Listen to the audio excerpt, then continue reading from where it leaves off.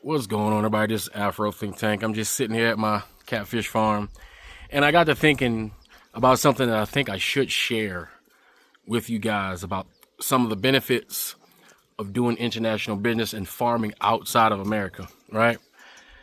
As you can see, Donald Trump has affected many businesses in America, many farms, many livestock stock farmers. And one benefit of doing business in Nigeria is that my customers are Nigerian, and my customers are also Chinese, right? And I can do business with the Chinese without being hindered by the European power structure and sanctions and tariffs and things like that. Like, from my position in Nigeria, I am able to do business the way Nigerians do business. See, Nigerians do business with other people across this planet. And a lot of people in America think that America is the end all be all to business and business cooperation throughout the world. But listen, if you're in Nigeria, you can just follow the rules and regulations of Nigeria and all the trade agreements Nigeria has with all the countries. So that means my catfish here, right? My catfish here can be sold to anybody, right? I don't have to deal with the problems that come along with being an American in America farming. I don't have to deal with the agricultural corruption there, right? Now, is there agricultural corruption here? I would say not really, not compared to America. Like, maybe, I would say the only thing is like imports, like they do import a lot of stuff, right? But that doesn't really affect anybody who's willing to actually do, grow crops that is wanted. And because Nigeria is growing, the demand is growing. So food is something that will always be in demand, right? And your ability to get that food to people is the key. And see, right here, I have an entire village I can sell my food to, right? Whether if I sell catfish alive, they'll come to me. I don't have to worry about transportation. Like, I don't need a big truck, a big freezer to transport my fish, miles and miles away. So that's not a cost I have to deal with. People will literally drive to me and buy my food. I already have customers coming.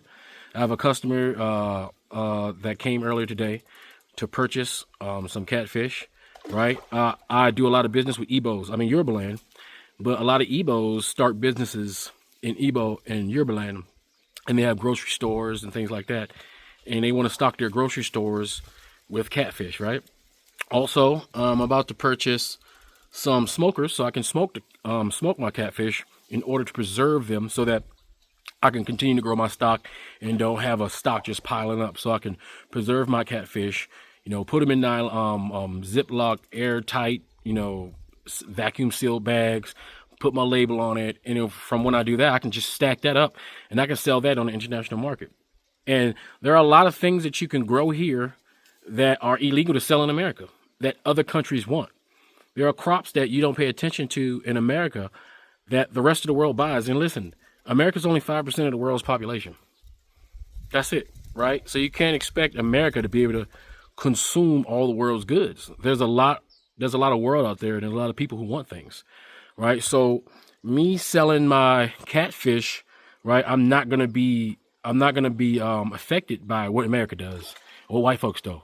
So with black empowerment is being able to run your black business, whether you are failing or succeeding. At least all of that will be on your own merit, right? Not because somebody decided to pass some legislation to benefit themselves somehow, and then it affects you. Same way the cattle industries is happening in America, all right? So I fully plan on serving first and foremost the local market. Because if I serve the local market, that insulates me from even things that happen within Nigeria. Because no matter what happens with the local market, these people in this village want to eat catfish. They want to eat, they want food, right? Therefore, I sell it to these people. Because listen, people in the village got money, right? Somehow they manage to have money, somehow, right? And they have to eat, therefore they're going to eat, right? And I'm conveniently located to where they can come here instead of have to drive 30 minutes into town. Therefore, I'm winning, right?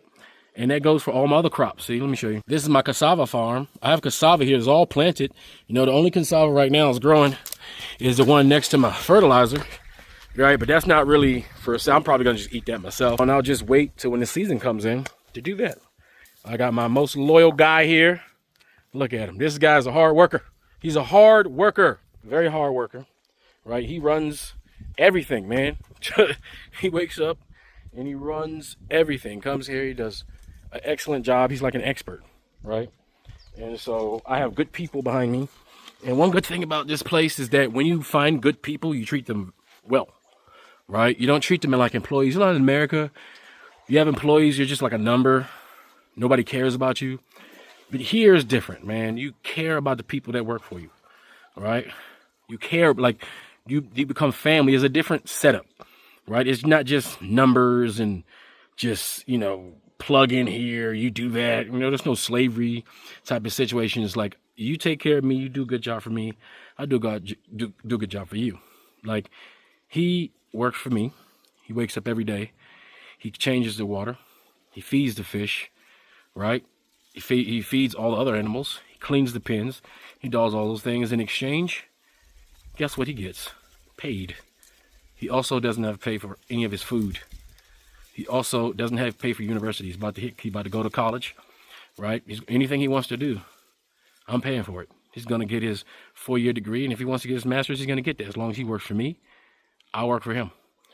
And if you create a situation where both people need each other, you tend to be more loyal, Like, for instance, most of you guys at your jobs, you'll quit at a dime if you get a better opportunity somewhere else. Because most people don't like their bosses, right? Because their bosses are assholes because they're always thinking about the bottom line, right? But everybody who works for me likes me. Why? Because I take care of them. I take care of the kids. I make sure to eat. The money that they get paid from me doesn't go towards their food. The food that I grow, guess what? They eat that too, right? So we grow enough for us to eat here, right? And we grow enough to sell. And it's not all about trying to make all the money in the world. It just shouldn't be about that. We got to kind of move away from this ridiculous, bottomless hustle mentality to always chasing the bag. Like, what's the point of you chasing the bag? What is the goal? Is the end goal to have time to be able to enjoy life? Because you don't need all the money in the world to do that. You just need to calculate how much you need to be able to have all the time you want. Because that's what you're buying. You want enough money to buy time and opportunity to do things with that time. Right? If you look at all these greedy billionaires and millionaires, for some reason they have all the money in the world, but they still want to take the rest from us because they're savage barbarians, right? And the capitalism is like a vampire. It is always hungry. Nothing's ever enough. You're never satisfied, right? And that's the problem we have in America. We have this mentality where no one's ever satisfied with the money they get. So they keep doing more and more extreme things. They become more and more savage. They become more and more tyrannical in order to get more and more dollars, right? To see more and more zeros in their bank account that they can't do nothing with, right? The life I've lived so far, and I'm not rich, right? But I'm rich in my experiences, right? I know how to use the money that I do earn to get the most time possible. That's why I'm a 42-year-old retired African American. How the hell did I do that? People don't retire. Like, I'm part of like the very few who retired because I did and calculated my life and made all the right decisions to put myself in this position. And now that I'm doing that, I'm putting other people in positions so they can excel in their lives, right? The easiest way possible. I'm paying it forward, right? So I have 3 men in college right now. I graduated 1 woman already. She has to do her 1-year obligatory government service after university. It's like a national service thing. And after that, I'll be paying for her master's. Right, she'll be going to school for master's on my dime, right? I have 3 men right now. 2 of them just entered university. One, this guy who's working for me, about to enter university, and he'll go for his whatever he wants to do. But my requirement is, if you're in school, you work for me, I expect good grades. If I'm paying for it, it requires you to have good grades. And I have no doubt that this gentleman here is going to have good grades. He's a genius, right? And I know that if you were to take me out the picture, that his genius it's possible his genius wouldn't be recognized, or he wouldn't be able to use his genius to improve himself. Therefore, my job as I come here is to make sure anybody that's around me in Nigeria that works for me, that they benefit like if they were hitting a lottery. You understand? I'm not half-assing them. I'm not keeping them on the hook. You understand? Because I know once they end up going off, if my employees want to start their own catfish farm one day, I would help finance them to do it. I'm not selfish. There's plenty of space. There's really no competition out here because there's so much demand. There could be 1,000 other catfish farms around here, and I'll still make the same amount of money because there's so many people and it's ever growing. So if you come to Africa, it gives you the ability to be creative and start a business without being a tyrant. You know, to think outside the box, to think differently from the way you're used to business being ran within your countries, because there's many different ways to do things. And I like the way they kind of operate here in Nigeria as a community. Everybody takes care of each other. It's infectious, right? Because this whole village takes care of everybody. Like when they say it takes a village, like there's some serious truth behind that.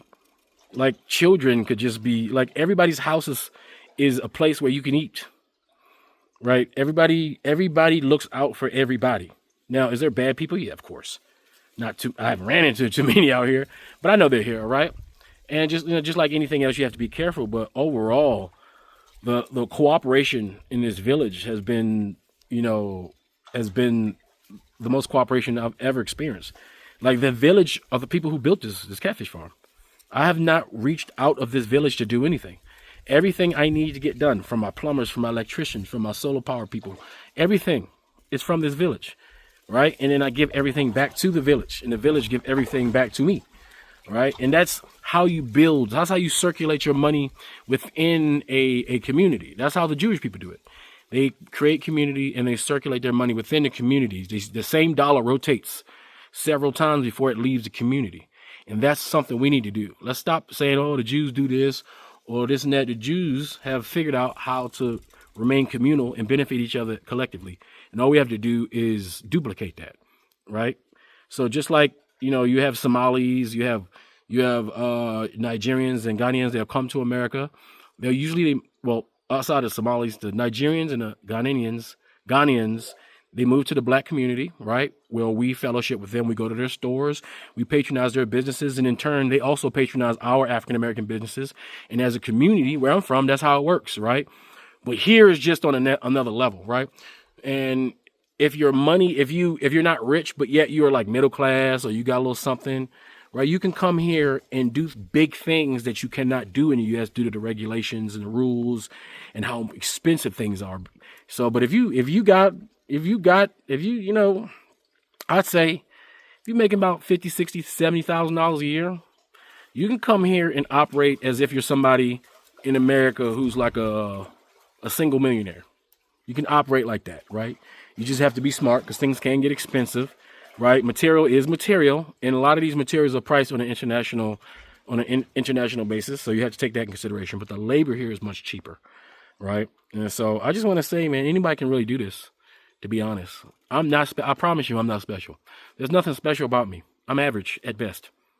You understand? I'm legitimate. I'm average at best. There are people much smarter than me, much more money than me, much more capable than me that are here in Nigeria doing fantastic things. It's just that you got to remember, most people are not on YouTube. Most people are not online. They're not plugged into any of this stuff. They're just living their lives, doing their thing, right? There's a lot of African Americans in Nigeria navigating, the economics, navigating and troubleshooting the problems, because every country has their problems. Nigeria has their problems just like any other country has their problems. But these problems here in Nigeria, I'd rather deal with because I can still move about and improve my life and do pretty much anything that I want as long as I'm not hurting anybody in Nigeria. Unlike America, I wish I could do this in America. I don't have the money to do this in America. I can't navigate the American system and be as effective in America as I can be over here, right? And the great thing here, there's no white people regulating anything here. Nigeria is black, super black. All of its problems are black. All of its successes are black. Everything is black, good, bad, ugly, right? And I love it. So, like I said, everything is merit-based here for sure, guaranteed, right? But I just want to let y'all know y'all can do it. I promise you. I'm average at best. I'm average. Back in America, I'm still paycheck to paycheck. If I am still paycheck to paycheck. I'm a paycheck to paycheck guy. Even though I'm retired, I'm still paycheck to paycheck. Every month I'm worried about some goddamn bill I got to pay over there. Over here, I don't worry about nothing but my business operation. But back home, I got mortgages back home, okay? Utility bills, I got goddamn heat, electric. I got all that. Got worried about gas. I'm always broke. Like, I'm just like y'all. But the difference is I don't know if I can say it's self-taught, probably self-taught, because nobody taught me finances in school. I just learned how to use money, how to use the little bit of money I have to maximize, and leverage myself. And I encourage a lot of you guys to try to leverage yourselves in Africa somehow, right? Get a piece of land. It's your birthright. Come over here and buy a piece of land and just sit on it and just figure out what you want to do with it. That's what you should do, right? African Americans, come over here, get yourself a piece of land, right? That's one. And guess what? The great thing about this, in Nigeria specifically, because I know there's issues in like Ghana and some other countries. In Nigeria, when you buy land, you own it. It's yours. This is my land for life. I can, when I die, my children get this land. There's no freehold. There's none of that. Nigeria is very accessible when it comes to buying land. Okay, it's yours. What's underneath it is yours. If I found oil under this land, it'd be mine. No government's gonna come and say and snatch it from me. No, they'll be like, hey, we'll help you develop it for this amount, of course, because just because you have oil under the ground don't mean you have the money to take advantage of it. You know what I'm saying? But there's just so much. It's like a sandbox. It's a sandbox. You can play Farmville here for in real life. Like that's what I'm doing. Like you can either play it on your phone. A lot of you guys, y'all put a lot of years into those games on your phones, and you develop your little farm, and then you got this big giant farm, and you're very proud of yourself. You get satiated, right? But you can legitimately do that in real life with the same amount of time you put into those video games to build up your characters and your farm and all that stuff, and do that in real life. Go through the same pain, you go through the same obstacles in the game as you in real life, but it's more satisfying. You know what I'm saying? So just take that in consideration, But first things first, because a lot of people hit me up, they want to do this. I say the first thing you should do, vacation. Before you choose to move to Africa, you go on vacation and find the country that fits you, right? Find the place you feel most comfortable with. Start building friendships and relationships. Everything's built from friendships and relationships. Don't come over here thinking you can't be with the people and think that you're going to be able to do anything. It's all about relationships at the end of the day. Okay. So build relationships. And from those relationships, hopefully they're healthy relationships, you can build a business that will benefit you and the community. Because if you're not benefiting the community and you're not a net asset to the community, you're a colonizer. And we don't want to be colonizers. We want to be net plus assets to any part of Africa that we move in, including the Caribbean. If you decide you don't want to go that far, you want to go to the Caribbean, you can do the same thing in the Caribbean. It may be a little bit more expensive in the Caribbean because it is on the Western Hemisphere, but you can also do the same thing in the Caribbean with your brothers and sisters down there. If you go there, build something, be a net positive to the community, and they won't look at you like a predator. They will facilitate you. They will make sure that you have everything you need to be successful, because if you're successful, they're successful. If they're successful, we're all successful. It's a win-win situation. Okay? So that's all I wanted to say for now, guys. This is Afro Think Tank. Learn something, teach something. I'm out.